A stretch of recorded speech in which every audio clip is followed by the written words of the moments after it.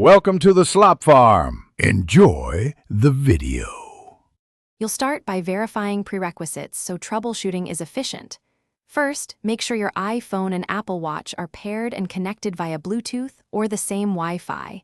This matters because notifications route through your phone. Once done, open the iPhone settings and the Watch app to check notification permissions and that Do Not Disturb or Focus modes are disabled.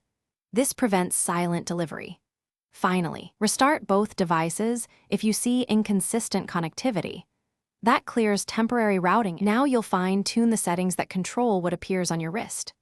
Open the Watch app and choose Notifications. Either mirror your iPhone or customize per app. Mirroring is fastest. Custom lets you silence specific apps. For any app not appearing, open iPhone settings notifications that app and enable allow notifications, sounds, and banners. The Watch follows these. Make sure wrist detection and notification privacy are enabled so alerts wake the screen and show content when appropriate. To finish, test, and if needed, perform the final repairs. Try sending yourself a message and an email to confirm alerts arrive. This verifies core services. If problems persist, force quit the Watch app, restart both devices, and repair the Watch. Repairing rebuilds the connection database. Make sure iOS and watchOS are current because software mismatches cause missed notifications.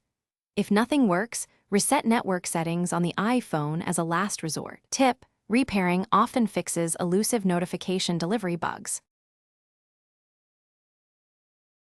Thanks for watching. Consider subscribing if we helped you today.